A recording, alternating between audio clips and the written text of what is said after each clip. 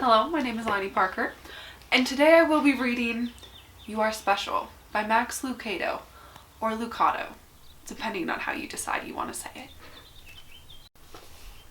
The Wemwicks were small wooden people. All of the wooden people were carved by a woodworker named Eli. His workshop sat at the hill overlooking their village. Each Wemwick was different. Some had big noses, others had large eyes. Some were tall and others were short. Some wore hats, others wore coats, but all were made by the same carver and lived in the same village.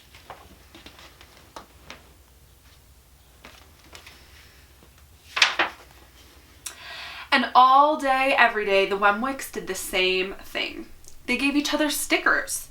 Each Wemwick had a box of gold star stickers and a box of gray dot stickers.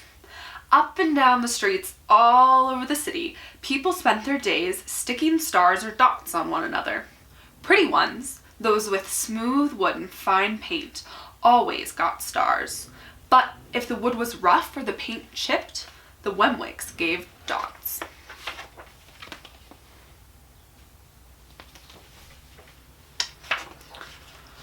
The talented ones got stars too. Some could lift big sticks high above their heads or jump over tall boxes. Still, others knew big words or could sing pretty songs.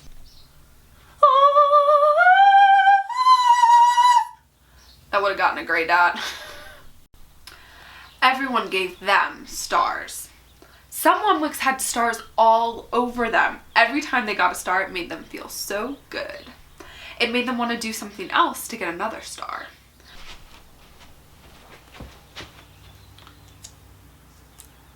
You're my favorite sister.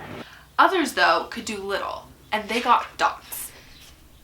Punchinello was one of these. I didn't show the picture. Nope. Ooh. Punchinello was one of these. He tried to jump high like others, but he always fell. And when he fell, others would gather around him and give him dots. Sometimes when he fell, his wood got scratched, so people would give him more dots. Then when he would try to explain why he fell, he would say something silly, and the Wemwicks would give him A gray dot. yes! Yes! After a while, he had so many dots that he didn't want to go outside. He was afraid he would do something dumb, such as forget his hat or step in the water, and then people would give him another dot. In fact, he had so many gray dots that people would come up to him and give him one for no reason at all. That's Punchinello.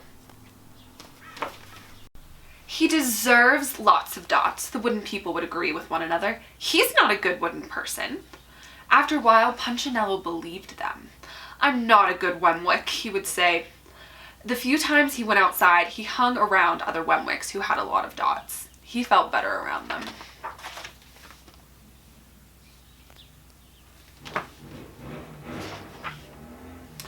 One day, he met a Wemwick who was unlike any he had ever met.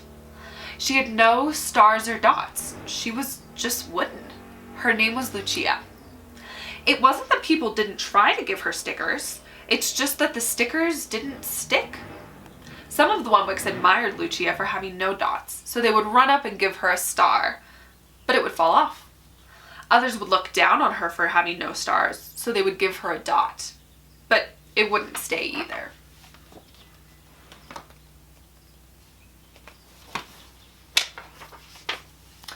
That's the way I want to be, thought Punchinello. I don't want anyone's marks. So he asked the stickerless Wemwick how she did it. It's easy, Lucia replied. Every day I go see Eli. Eli? Yes, Eli, the wood carver. I sit in the workshop with him. Why? Why don't you go find out for yourself? Go up the hill, he's there. And the Wemwick who had no stickers turned and skipped away.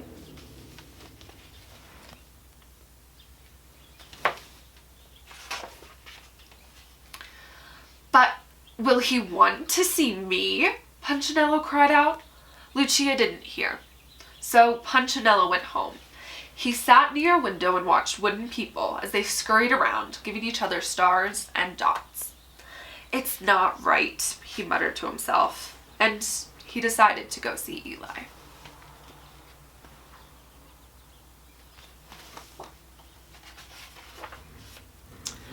He walked up the narrow path to the top of the hill and stepped into the big shop. His wooden eyes widened at the size of everything. The stool was as tall as he was. He had to stretch up on his tiptoes to see the top of the workbench. A hammer was as long as his arm. Punchinello swallowed hard. "I'm not staying here," and he turned to leave. Then he heard his name. "Punchinello."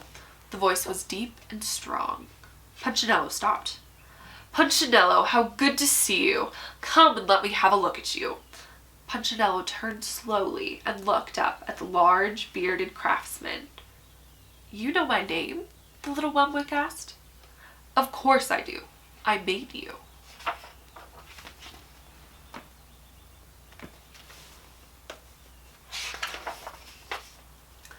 Eli stooped and picked him up and set him on the bench.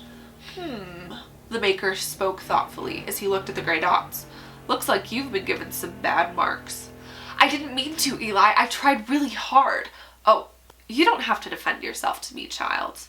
I don't care what the other Wemwicks think." "You don't?" "No, and you shouldn't either. Who are they to give spots or stars? They're Wemwicks just like you. All that matters is what I think. And I think you're pretty special."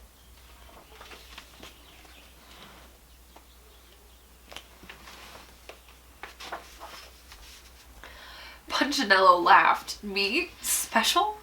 Why? I can't walk fast. I can't jump. My paint is peeling. Why do I matter to you?" Eli looked at Punchinello, put his hand on those small wooden shoulders, and spoke very slowly. "Because you're mine. That's why you matter to me." Punchinello had never had anyone look at him like this, much less his maker. He didn't know what to say. "Every day I've been hoping you'd come," Eli explained. "I came because I met someone who had no marks," said Punchinello. "I know. She told me about you." "Why don't the stickers stay on her?" The maker spoke softly. "Because she has decided that what I think is more important than what they think. The stickers only stick if they matter to you. The more you trust my love, the less you care about their stickers." "I'm not sure I understand."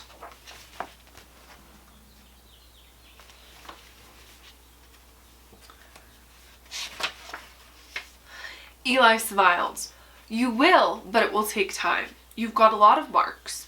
For now, just come and see me every day. Let me remind you how much I care."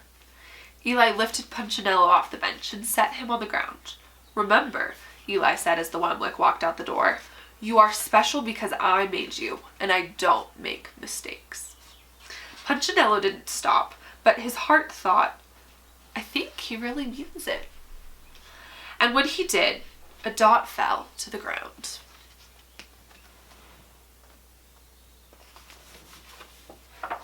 The end.